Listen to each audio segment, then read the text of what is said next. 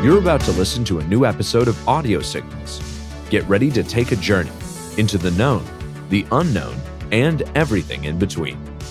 Recorded at no specific point in time nor space, ITSP Magazine's co-founders Marco Ciappelli and Sean Martin follow their passion and curiosity as they venture away from the intersection of technology, cybersecurity, and society to discover new stories worth being told. Knowledge is power, now more than ever.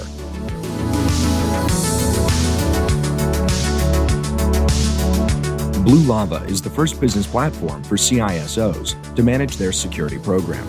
Blue Lava guides security leaders to effectively measure, optimize, and communicate their security program with confidence and ease in one platform. Learn more at bluelava.net.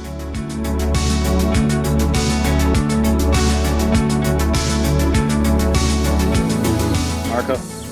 Sean. I'm in a different office today.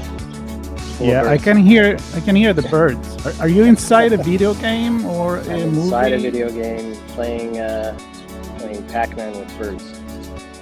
Also, I heard that you're near some kind of weird tree where you have berries berries that look like fruit that you want to eat. Is there like a little? Bad if I ate them. Is there a little tag that says "Eat me" or "Drink me"? There is. Are you in Wonderland? I'm in Wonderland. Yes. Blackberry, making blackberry jam from a blackberry tree. I've never seen a blackberry tree. So as we were talking about before, hitting the recording button, please do not touch that.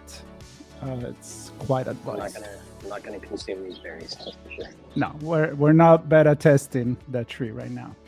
Anyway, yes, we're back. We're back for the third episode of this audio signal series with our friend Carey and Rafael. We just published a few days ago the second episode where we talked about the many parallels and many differences between storytelling and technology, and how the parallel and difference in when you apply it to a different media. In our case, we talk about movies, we talk about video games, of course, because Rafael and Carey are expert in that, and also the different way of how the media could become the message. As a matter of fact, in the notes, I kind of made a reference to Marshall McLuhan and how the media is the message. So that could be a connection that we can do to start. But today we're talking about artificial intelligence and creative applications. Is it going to take our jobs? Is it going to create entire story and music on its own? And do we really believe that is going to be possible or not? But again, that sounds like I'm going to just talk to myself, which I do a lot. And that's not going to be the case. So, Sean, I'm going to go ahead and introduce Carey and Rafael. Welcome back, guys. I mean, I'm not going to introduce you because people at this point, I hope they heard the other episode. But how are you guys been doing? Good. We are the usual suspects. The usual suspects. Great. I'm in Vancouver, where it all started for me, I think 20 years ago. So I'm back to base, back to my old playing grounds. Nice. Yeah. Nice. And literally a little creative spark steps away going there. from the black box office. I'm trying to get it going, Sean, but I don't have forbidden fruit trees around me like you have. That's right. I have a little extra something to get me going here. just be careful of any snakes hawking fruit. That's right. That's right. So I'm intrigued, Carey, about the 20-year story. What's going on up there? Can you share? I came here to visit a couple of friends and then talk shop with a couple of other friends. But it was interesting to see how the city's changed. And back in the day, this was heavily populated by a lot of game companies, and that's all scattered now. You still have a few big ones here, and apparently the movie industry is coming back now after the whole COVID pause. So that's all good.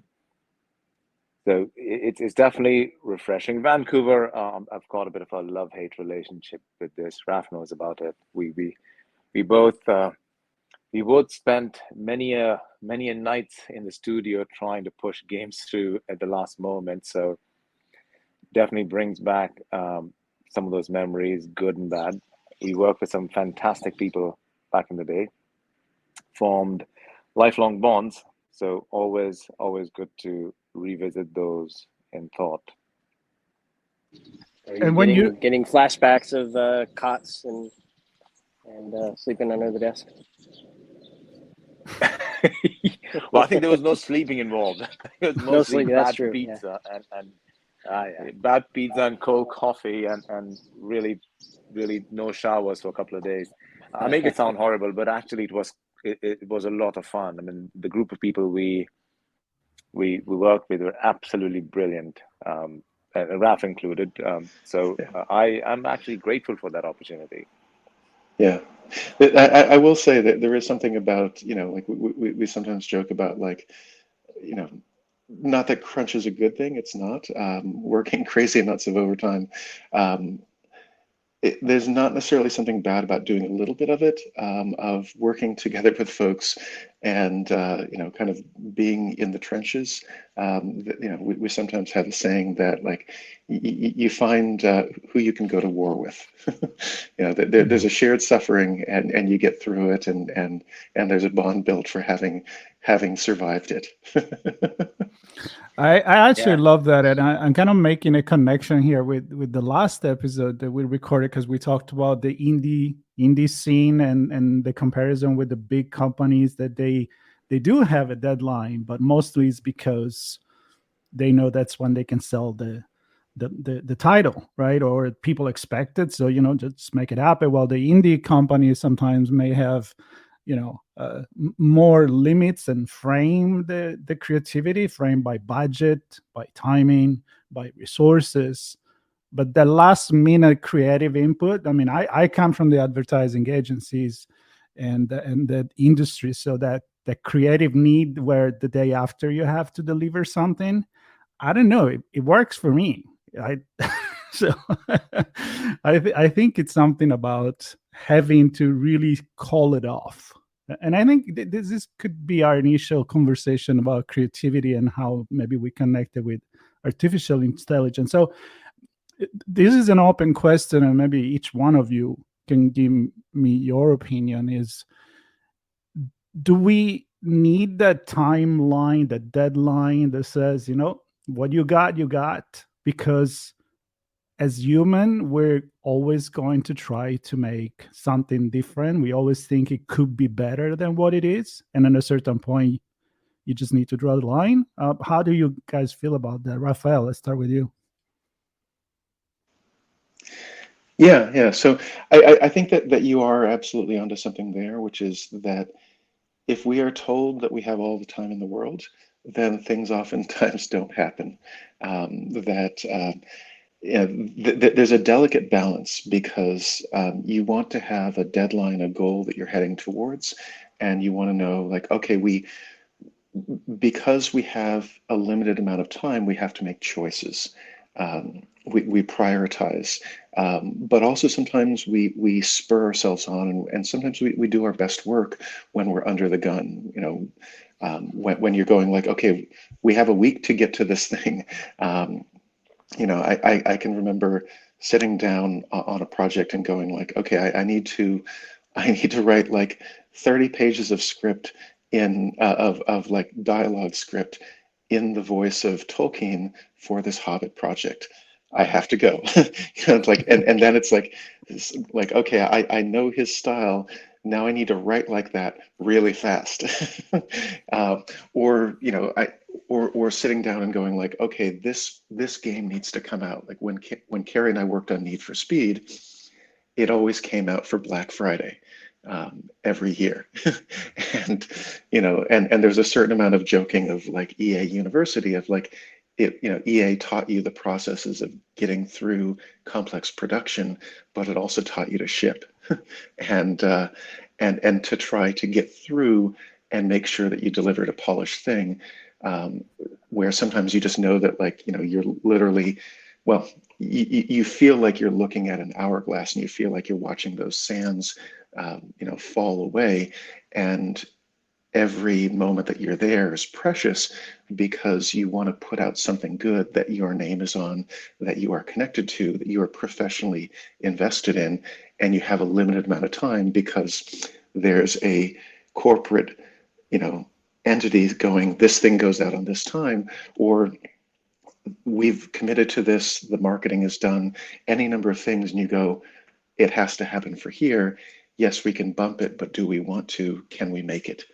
There's an urgency that is, it's not good if it's unyielding, and it's not good if it doesn't recognize when things go really crazy, but it is good when it goes, this is something to work to, and then if things go mostly according to plan, you get to that, you put it out, and you go, now we can rest. Now we can slow down and recharge and be ready for the next one. Carey? Yeah, and I think definitely right, Raf. And I think there's a saying, I think winemakers use that a thirsty vine produces the best fruits, and I think to that effect, I think we need constraints.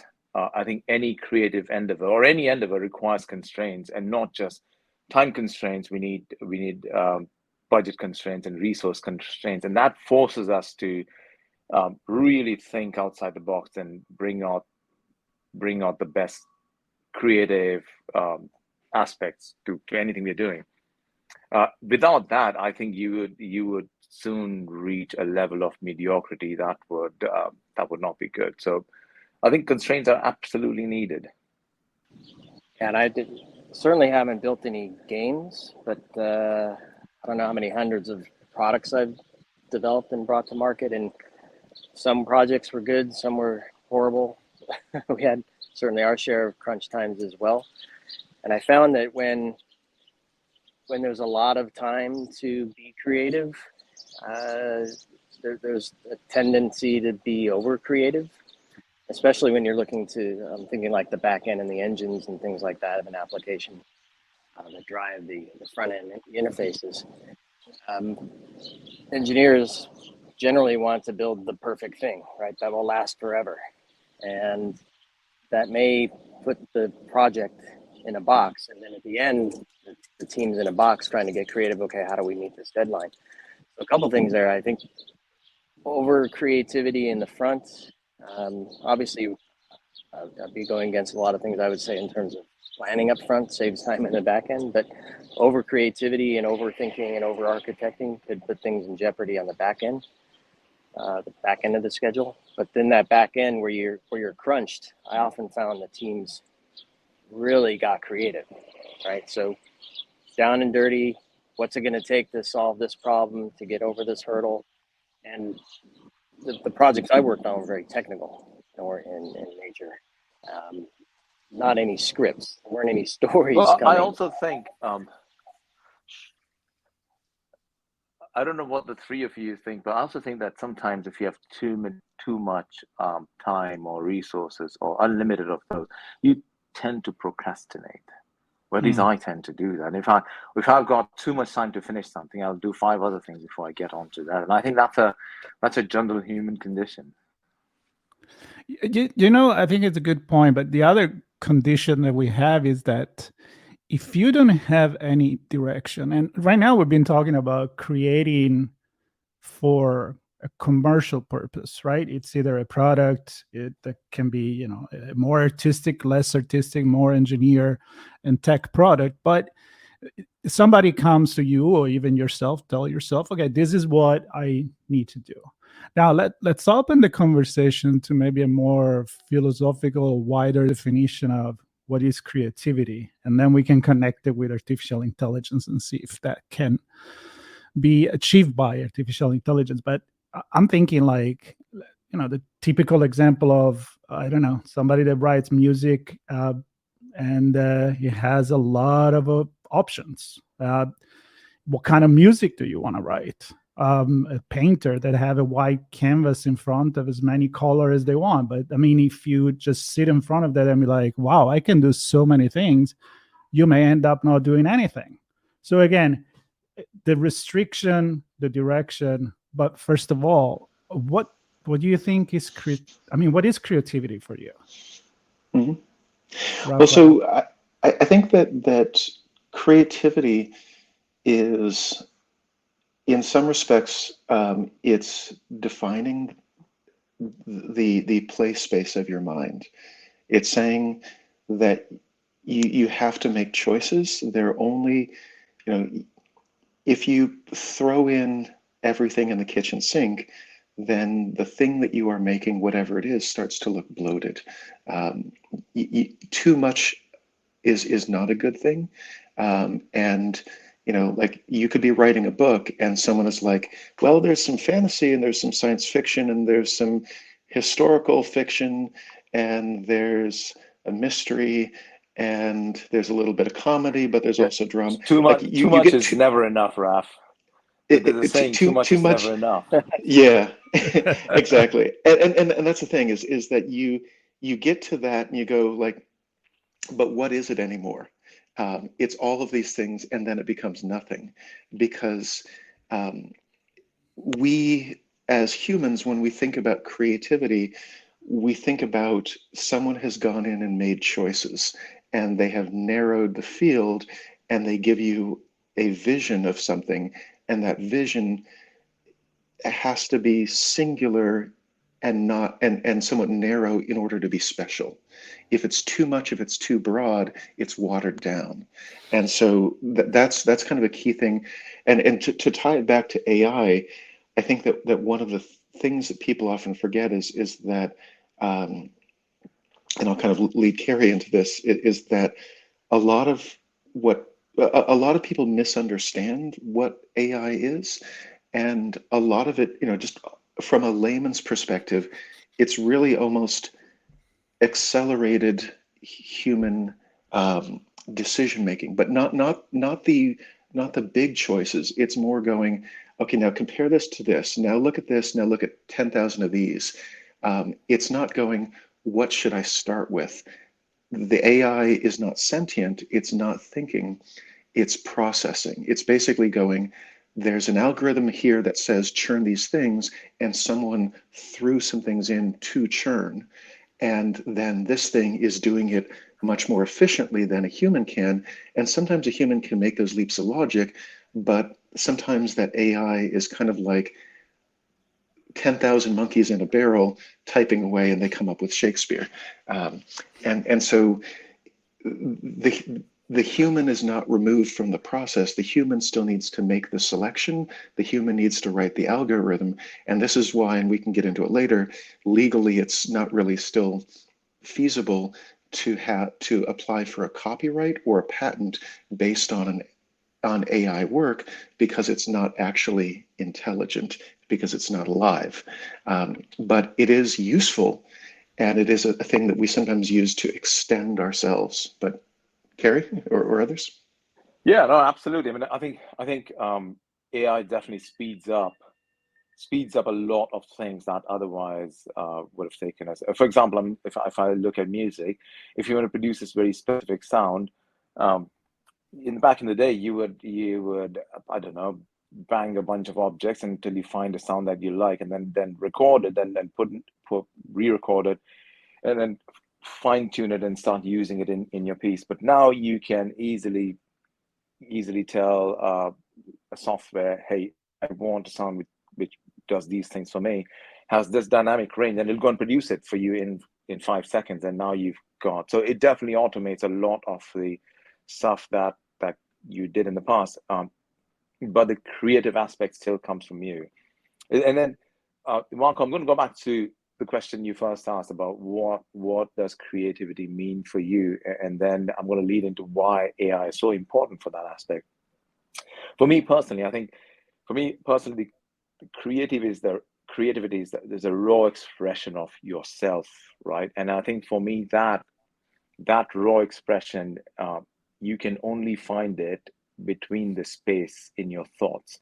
Our minds are cluttered with thoughts and things, but there is that space in between. That is where your personal true creativity lies. And for me, the space between your thoughts is where your creativity lies. And then to access that, you need to be able to get things like AI to, well, first of all, you need to have less thoughts. So you're not bombarded with multiple choices. So reduce the number of choices. And then once you have the choices, automate as much as of that you can, so you can access that space between your thoughts to truly express your creative self. And that's where I think AI becomes important. A lot of the mundane tasks, repetitive tasks that you would otherwise have to do manually, now you can automate it, and it would allow you to think and come up with better ideas and stuff like that. So to that effect, I think AI is very, very important. The other thing I think AI allows us to do is experiment very cheaply. And I think that's very important, right? So when we take photography, 30 years ago, before the advent of digital cameras, I mean, photography was an actual expensive thing. You had to go buy an expensive camera, learn how to do the whole development process. And so it was, I know back in the day, there was even a 2-year degree or 3-year degree course in photography. But now an iPhone does everything for you. So you focus on composition and creating things that you actually enjoy looking at versus worrying about the whole post-production process and stuff like that. So definitely, I think AI has helped with that. And it's that injection of the human, because at a very high level, I would say I wouldn't want AI to replace the creative process. But what you're describing, Carey, is a collaborative one. Because you said exploration, I think. Yes. And earlier you used the drum example of what's the right sound of the drum that I want, and you may not know until you actually hear it for the first time, and you may hit it a way that you would normally never hit it. So it's the errors, it's the in-betweens like you're talking about. And I often, maybe it's just my own limitation in how I think, but I often look at AI as a box that constrains some of that, where it's, once it realizes that particular sound of the drum sells the most albums, it's going to generate that particular sound of the drum as much as it can, because it's going to sell the most albums. And so we create a world where we're limiting, in my view, limiting the creativity until you get that human punch in there again. Poke that finger in there. There's I know we're trying to get him on for another episode. A gentleman from Dolby, I met him in Ireland when I was out there. He and another gentleman were recreating different sounds with different instruments. So they actually turned a snare drum into a digital, I don't even know what you would call it, but it didn't make a drum sound. It made more like a keyboard sound. And basically just changing the instruments, putting them on their side and making them sound different. But with AI, but I think discovery becomes faster for sure with AI. A lot of discovery and exploration becomes way, way quicker and cheaper. Yeah. All right. Well, let me just riff on that for a quick second, which is because going back to the camera is interesting, partially because if you think about it, if you take a modern smartphone camera and it's capturing at night, what the AI is doing is it's going, I know what this should look like. I've got some frame of reference, and now capture enough light to get to that. There are points where the AI is filling in the gaps, where it's going, I know what you're going towards because I've got enough comparison. Let me help you get there. And it's that assistance. And I wanted to kind of just take that over to Inception. If you remember the creation scene, the architecture creation scene in Inception, there's a notion there of a character's the Ellen Elliott Page's they're an architect basically, and they are creating a city scene, and buildings are moving around. Now, that was created slowly, painstakingly by people, but what they're imagining is that a person is moving their arm and going, buildings populate, which, like on a certain level, that's almost like Dr. Strange going, here, let me move my arm. It starts to feel like magic, but the thing is that, like, I can remember, back in 2000, talking to an artist about an environment artist about how it would be great if we could take a paintbrush in 3D Studio Max and drag it across and have trees appear in a line behind that. There's a notion there where, like, if you can create enough of, I have this expectation and I can tell the AI this thing, can it fill in enough that it can at least give me a good first pass that I can work off of, because it can speed up content generation. It doesn't do anything that I don't want it to, and it's not quite as simple as just Dr. Strange or Ellen Page waves their hand, but I think it's almost like set up this. Inception. Like, there's something there to, can I make this appear in front of me, and can it feel like a fully realized scene? And I think what's interesting here, Raf, is that you bring up an interesting point. I think what I've realized, that one of the things that AI does is it reduces the barriers for creative people to get creative. And so now you don't really need to understand the math and the physics behind it. You've got tools that allow you to basically, and that's what I was alluding to earlier on when I said that AI automates a lot of stuff, so you can actually focus on being creative. And same with the case of the iPhone camera. You can do a lot of stuff with it without having to worry about the process. Yeah, I love where we're going, because I've been thinking a lot about this, and the camera is a perfect example, and the digital revolution in general is a perfect example, where, Rafael, you talk about cameras old school with film, like you wouldn't know what you capture, and that's where your skill was. Like, do I know what I capture? Unless something eats my film, or it gets light, or whatever it is, I don't really know what it is until I see it, until I develop it. And I have a limited amount of shot, because every roll costs a lot of money, the light setting, whatever it is.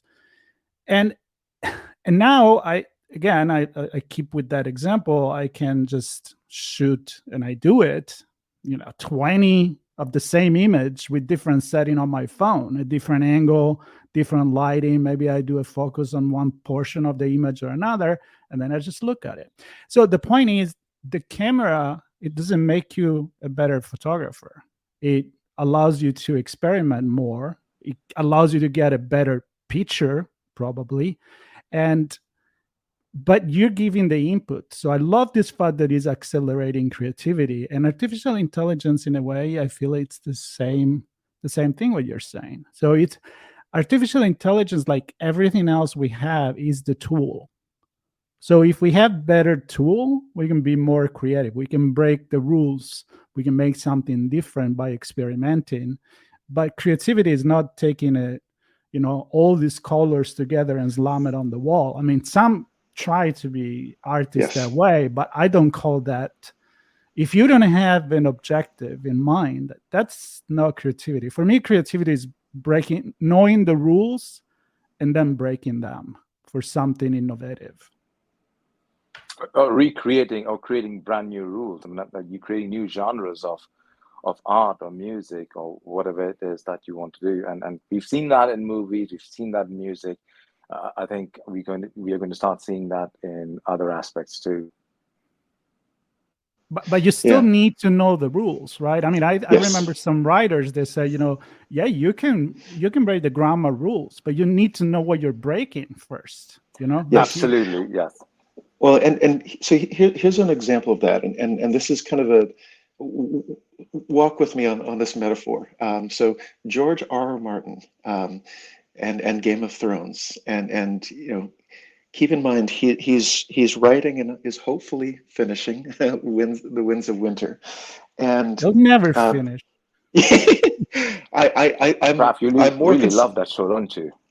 Um, I'm actually kind of interested now in the creative process between the show and the books, because he's exhibiting what I call Stephen King syndrome, which Well, is his Game books of get Thrones, longer and the longer. last season, I think Game of Thrones last season, there was no creative process involved.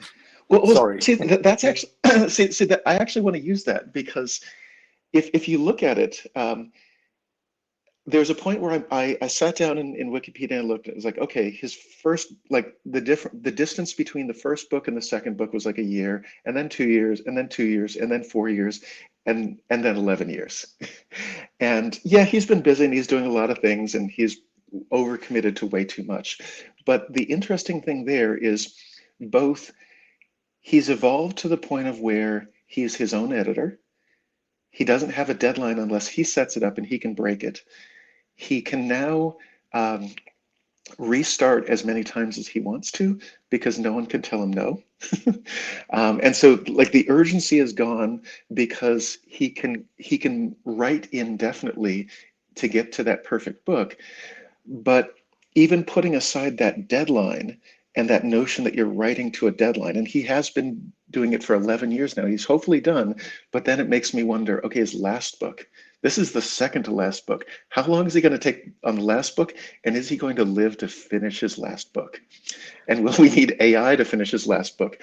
But then the problem is when I look at the book to the TV series, it almost feels like the TV series is an example of AI.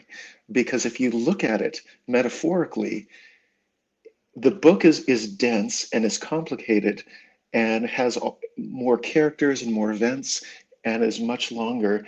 And they started the TV show when they had enough of the books in the can that they said, well, if he just continues at this pace, we'll be done, and we can get through 7, 8 seasons, and we'll get to the whole thing. And then he Well, just I want to never stopped. quickly jump in here and Yeah, point yeah, out please. one clear thing is that that I think we need to define, we need to be clear that AI exists in multiple forms, right? And what you're defining here is AI being used to complete or take the framework of a story and create new stories based on that. But if you Yeah. look at the movie process, AI already exists in the production, the camera, Mm-hmm. the lighting, the post production. So there's AI being used throughout. So I think that's the other thing we should be careful about, basically saying Yeah. that AI in general is going to come and create a bunch of stuff. And I think AI exists already. I think where people are a little worried about is that AI can now, you push a button and you tell AI, hey, create me a blockbuster. And it's going to Right. find all the ingredients and create a blockbuster movie and Well, push it out. And that's but not happening. but see, this is actually the problem with the last seasons in Game of Thrones, which is that they were almost done like how you would set up an AI to do them. And honestly, like um, no knock against the people who had to do an impossible task, but if you have a really detailed writer and then he gives you an outline and he gives you, kind of like it's like George R. R. Martin's giving you the algorithm and the range of characters. He's going, these characters and these die, and this is the skeletal structure of the events, and this is where you need to end up. Go off and do it. Um, the AI can fill that out, or a bunch of other people can fill that out, because that's kind of what the AI is in how we're talking about it. But that's not as satisfying, because what we actually want is his actual work. Like what we have a really hard time getting to is an AI going, let's produce his next book. We can go put something in this general field, or make different variations on this JPEG, but it's a lot harder to go do progression, do his next book so that it fits with his last book. Right. See, I mean, the whole procedural logic bit, which becomes, which now you get into all right. So complex technology. talk about music for a second, where you can say, Carey, you say, you can tell AI produce the next blockbuster, the next hit song, right? Producers are already doing that. They just take what works, they put it in the mix, and to be honest, they come out something that is not shit, but it's kind of close to it. In my opinion, is certainly not going to win the creative award for music of the year. I mean, I don't it's know. not Use the words creativity. watered down that Raf used earlier. If the They're goal so is watered down common denominator, so they reach as many people as possible. Yeah, I mean, if the goal is I gotta sell as many copy because it's gonna be liked by as many people as possible, you don't take risk. And I think artists, so there's they a difference need to there, take risk. Okay. Marco. That's the difference. I think what you're talking about is data-driven development, and that happens a lot, right? Where people collect data. I think a classic example would be what's the Kevin Spacey TV series, the political TV series, House of Cards. Yeah. It was very data-driven, including, from if I'm not wrong, including the opening credits, the music used for opening credits. Everything was very data-driven. So they would literally collect data live, and based on that, create stuff that people actually enjoyed watching.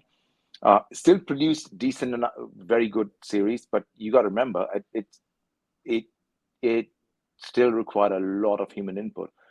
And even with the music, where you've got producers now manufacturing, as I call it, manufactured music or manufactured creativity, it still just creates a baseline and tells them, hey, you've got to have these 5 ingredients for it to have even a remote chance of being successful.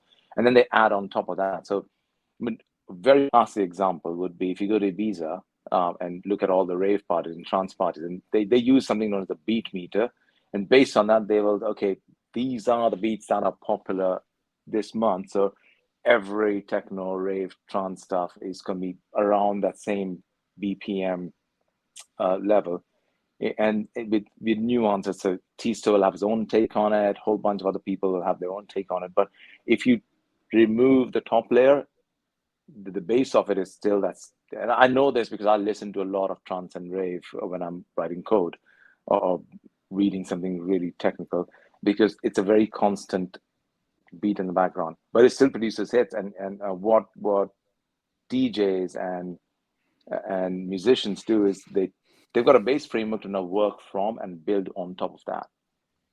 So it's sort of a bit of data driven with AI involved. I think that's the way I look, but always there's a human at the end of it.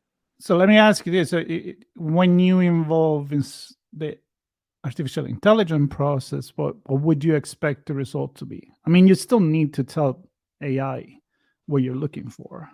Absolutely, yes. So in your case, in the movie production, or even the music production case, you would say, hey, I want to create a next, I don't know, a country western song or a next blues song. And so you would want to create some sort of framework or set of constraints that within which it needs to pull data and create your, I don't know, the bass tune. And then you build on top of that. So yes, you're absolutely. And I think that's being done even across the board. I mean, even book publishers are doing that. Anybody who's got any commercial interest, they are doing that. Like there is a safety in following some base rules. That's a question. I feel I'm a very engineering oriented, and I appreciate the interface and the story part of it, obviously. But I think the three of you, and maybe Carey, you're more like me, I don't know. But is there a difference for AI's role in creativity when it comes to things people experience, the sounds, the visuals, the words, the writing on whatever is being displayed, for example, versus AI-driven creativity in the engines and the machines and the systems that make it possible? Is there a difference there, or anything worth highlighting, do you think? When you say difference, what do you mean in terms of the actual perception? Well, I think one of the things we started off with, and I don't know if it was when we were recording or not, but is AI going to take over? Right? Because what I'm hearing is, I love Raf's example of pulling out a paintbrush and it can paint whatever you want, right? AI becomes a tool. You say, I want this, and you use the tool to create that. Absolutely, yes. So I get what you're saying. Yes. Yeah, So, but building an engine where nobody sees it's I don't know. It's not a paintbrush analogy there. Perhaps maybe it's, I don't know, pull these cogs together or connect these lines. It's about speeds and feeds and processing and things like that, right? So I think there is a difference, and I think the key thing here is that AI speeds up the mundane. So I'm going back to photography, where what AI does for you is it takes away things that you're not good at and takes care of it, while lets you focus on composition and the picture and the framing of that, and which is what you're good at, right? So you don't have to think about things that you're not good at all. And same is the case with music, right? So for example, if I play the guitar really well, I don't now need to go find a drummer or a bassist, right? I mean, I can get those and still compose tunes. And eventually, if I'm going to go live, I would still need somebody to form a full band, but I can get enough music out from my living room and record an album from my living room. So definitely AI helps you do that. It creates based on, and maybe even a more rudimentary sort of example would be if and I'm looking at a coffee cup, and so coffee cups, if you look at every single coffee cup, they're mass manufactured, they're all just white, right? And then when coffee shops get it, the white, the same size, the same form, every single one of them. But when you go to coffee shops, the way they stamp their creativity or the brand is that they put a label on it, they add color to it, the sleeves are different. And I think that's where the creative part of it comes in, right? You don't have to worry about, if you're a coffee roaster or a coffee or a cafe, you only have to worry about producing the best coffee and then packaging it in a cup which is branded as you. So now people identify, this coffee comes from Starbucks, this coffee comes from 49 Parallel. So that's what you now focus on that aspect of your trade craft versus trying to figure out the whole process. And I think that's what AI does, Sean. But so I think when people get worried, I think the worry comes from the fact that now Starbucks is going to go out. I'm just going to throw a seed in the ground and tell AI, brew me the best coffee you can. And that's not happening. And that's not happened with music. That's not happened with movies. It's not even happened with photography, where we've seen the most dramatic reduction of cost and barrier to entry for creative folks. Plus, people change. No, I mean that's Yes. the other thing. I think what human can do that I don't know if artificial intelligence can. It's to predict what will be the next wave. You know, like look at the new generation hate the old generation music, right? It's like my grandpa used to sing, and now they're all listening to, Led Zeppelin again. Thank God. But the point is, it's hard to predict what will be the next hit. But I feel like, and I may be romantic and naive in this, but when you're an artist, the ideal artist, and that's maybe why many of them they die poor, they don't really think about, is this going to sell? Because then you become something else, right? I mean, there is that vein of, I'm just going to do this because I'm inspired. And then if I became, Bansky or I don't know, Van Gogh, I mean, then be it. Touch on a very important point here, Marco, that you use the word inspired. And I think that's where the human connection comes in. AI cannot, the emotional and the inspirational aspect of creativity can only come from humans. We are not there yet with AI, or I don't think we'll get there anytime soon.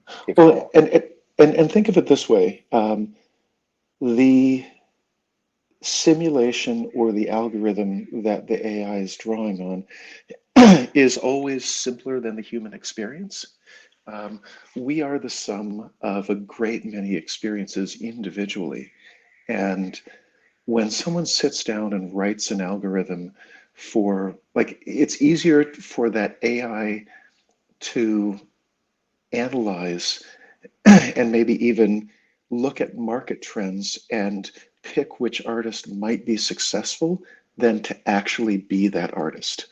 Because to be that artist, it could be like, hey, this aspiring rock pop punk singer has, that's 22 years old, is pouring their particular suffering into their singing. And the AI isn't complex enough to understand that or to replicate that. If we step back and we think about our world as an overall simulation, we go, hey, this person is like an AI.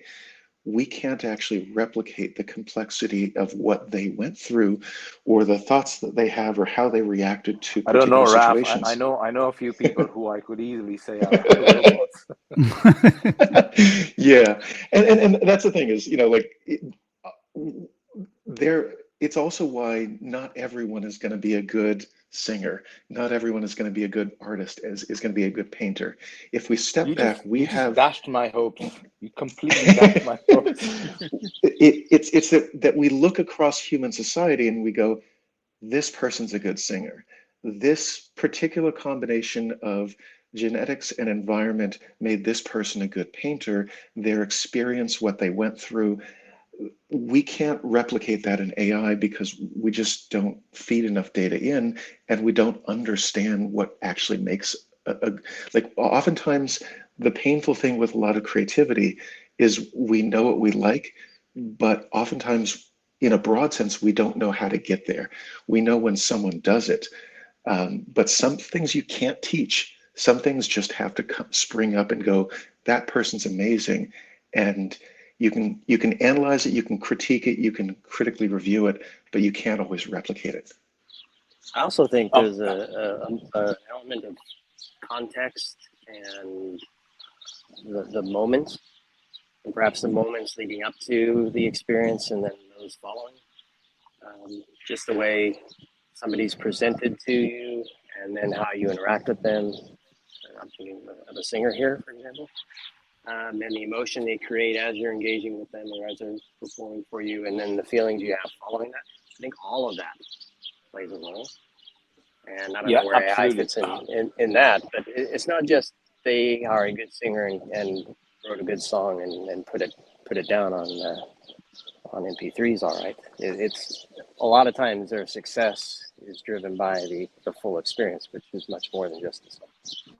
Sorry, I got to quickly jump in. I unfortunately have to jump out because there is I'm being called into an urgent work-related stuff, and I need to deal with it. Is that okay? Jump out and then try and jump back in if you guys are still here. Sure, of course. So sorry to do that. I mean, send the AI off to do it. Yeah, send your clone. But can you send your digital twin? We're not going to tell the difference. My digital twin is out on the beach drinking margaritas. Nice. Where's my digital on the twin beach of Vancouver. Put me to work. On the beaches of Vancouver, he's put me to work. My digital twin is smarter than I am. All right, not to worry. It's get back if we're still on, or otherwise, it'll be the next episode that we catch up because there is so much to still talk about in this. Oh, absolutely. No, we can talk. Yeah. Talk about this. Take care of what you got to take care. Gentlemen, pleasure as you're always, and I will talk to you soon. And thank you for having me here. All right, no worries. Good stuff, Carey. All right, so I'll jump on. Cheers. I'll jump on these as we start maybe wrapping, but I think what Sean said about, and Rafael, you were going there as well, like the human condition, right? I mean, a lot of great artists were either like very inspired by cultural phenomenon, their own personal life, some their diseases, the way they conduct their life. I mean, think about Edgar Allan Poe, just to mention one, or musicians. But I was just listening a few days ago at an NPR show about it. This kind of like a folk artist, a guitarist. I don't know the name. It's in North Carolina, I believe. And the reason why I'm mentioning this is because what Sean said, and the fact that I can hear the birds wherever you are. And so Right. he titled his album something like Crickets, Train Whistles, and Airplanes, or something like that. And so the interviewer said, what's up with the title? They say, well, because in the neighborhood where I moved, I was recording from home, and every time that I was trying to record, I could hear in the background these loud crickets at night and the whistle of the train going by and the airplane flying over me. And he said, I was trying to do everything I could to eliminate it. And then I said, screw it. I'm just going to leave it in the background. So And this is a very I example. cut the train horn this throughout my decision. No, but the point is, he made this decision that gave character to his music that had nothing to do with that. And I don't think the artificial intelligence would have made that decision. No way. Would have in been hell. wrong. Would have been a Yeah, it would have been faulty, like, no, we got to eliminate this because this is not right. This is the disturbance to the music. And then for him, it became the music. Yeah. So I'll relate that to a favorite old artist musician, Brian Eno. Brian Eno, as someone who pioneered ambient music and early electronica, he was often doing electronica before we really kind of understood it as that, and pioneering the processes of creating the genre. So there's a particular album that he's got on land where he was taking recordings of if I remember correctly, like a British marshland near him, and he was putting together sound banks, and that process of doing it was almost like what a modern sound designer for TV or film or games would be doing. And it's kind of funny, like he did that album back in '82, and so he was presumably, recording in probably loosely 79 to 82, around that time period. And he was coming out of having worked on Roxy Music and rock music with that band, working with Brian Ferry and others. But if you think about it, he was doing a completely analog thing, and it probably would have been helped in some respect to have been able to have access to current computing technology and AI, to expand what he was doing and to do some things quicker. Instead, like I've read a book on where he's talking about the creation of that album, and like he had a workshop and he had just massive amounts of recordings and labelings everywhere, and he assembled everything by hand. But he went through and he recorded much more than he actually had, and then he selected from that.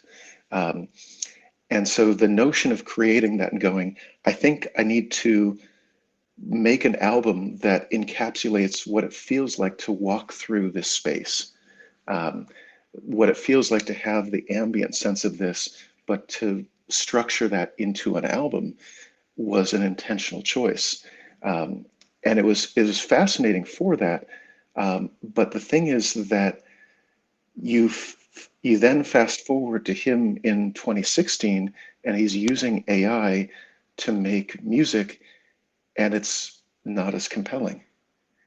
I love that you said that, because as I'm going through this, I'm like, so let's say that at a certain point, and I know Sean will jump on this, because we could go back to the value of the analog versus the digital, vinyl tapes, the way that you said it was used to record.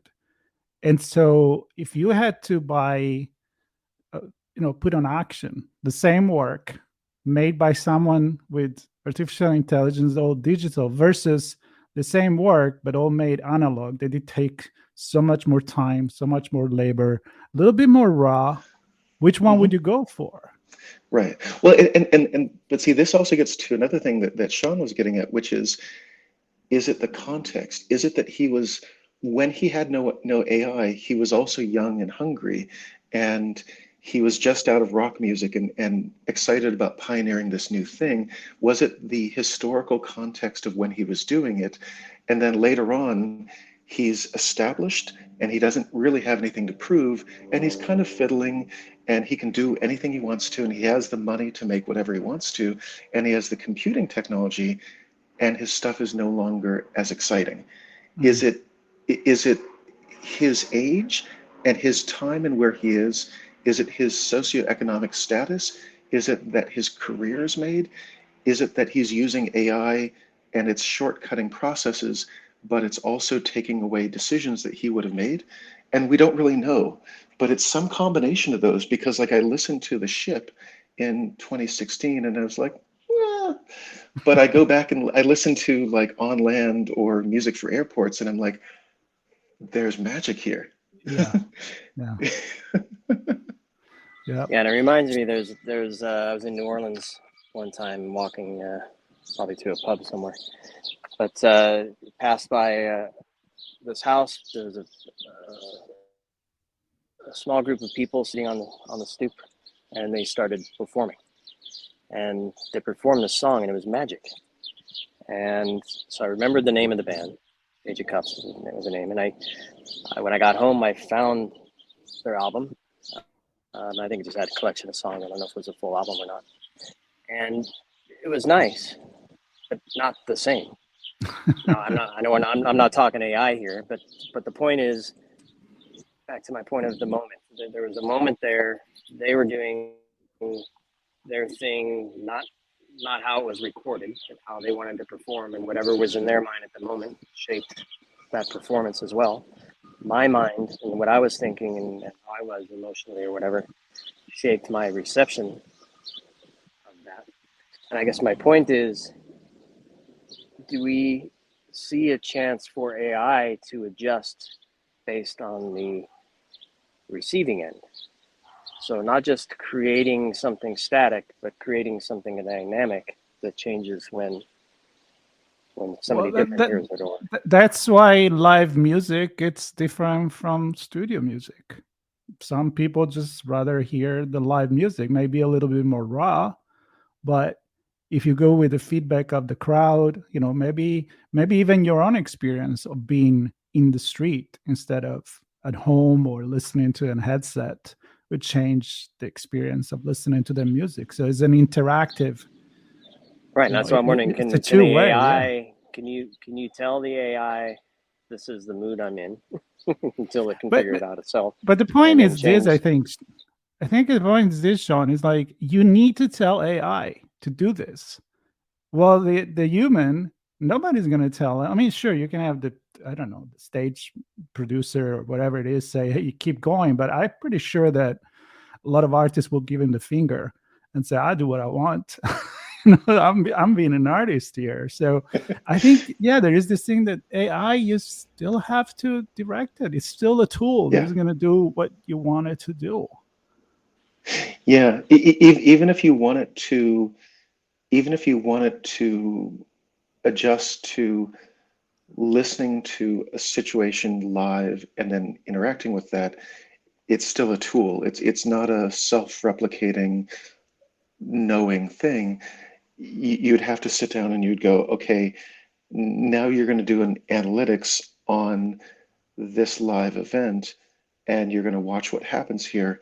But we basically, like, we sometimes make a jump and we go like, oh no, the AI can adjust, and it's like, no, it's always a tool. It's a hammer or it's a chisel, and there's and to that notion of a live performance, it's easier to say record the live performance and record a bunch of live performances and then set the AI to watch those and then have it do something out of that.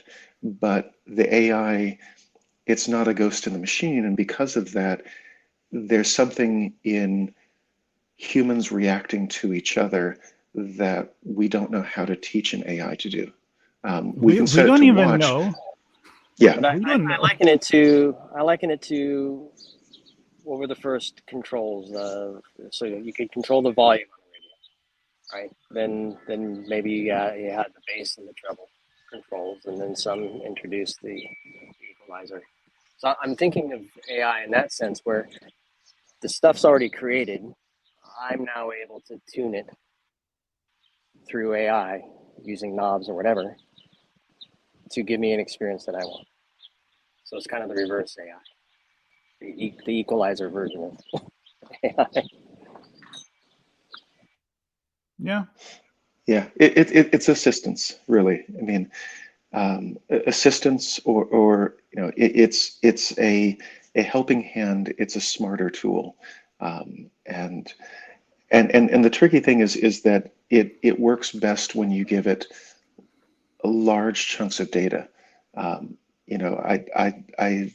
joked with some folks about how effective I can be dictating to my iPhone, but the reality is that I've corrected it so many times over the course of 12 years now that it's gone in. Like I can't switch and go from like Apple to Samsung.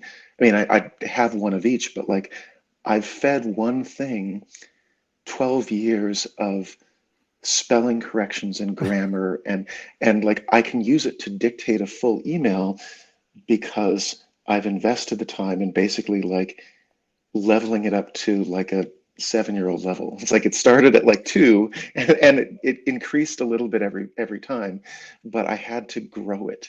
And it was a painstaking process.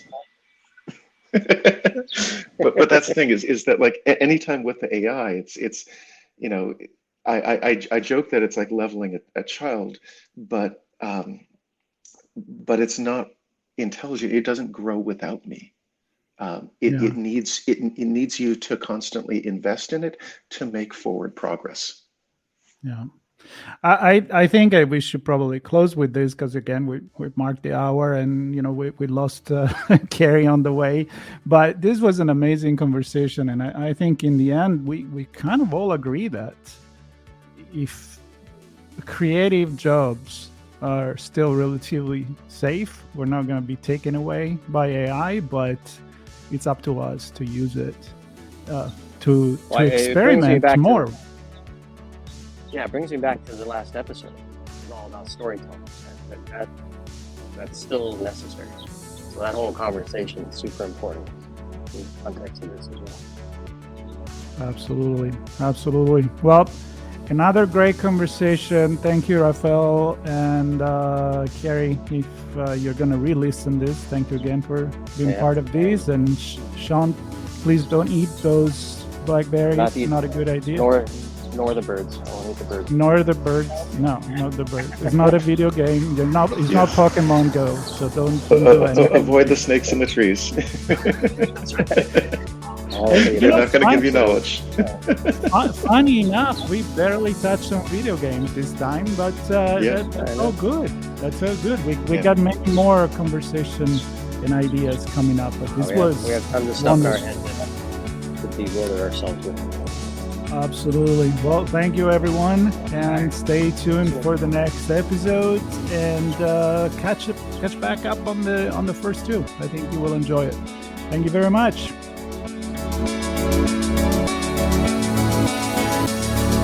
Blue Lava is the first business platform for CISOs to manage their security program. Blue Lava guides security leaders to effectively measure, optimize, and communicate their security program with confidence and ease in one platform. Learn more at bluelava.net. We hope you enjoyed this episode of Audio Signals. If you learned something new and this podcast made you think, then share itspmagazine.com with your friends, family, and colleagues. If you represent a company and wish to associate your brand with our conversations, sponsor one or more of our podcast channels. We hope you will come back for more stories and follow us on our journey. You can always find us at the intersection of technology, cybersecurity, and society, and some even beyond that.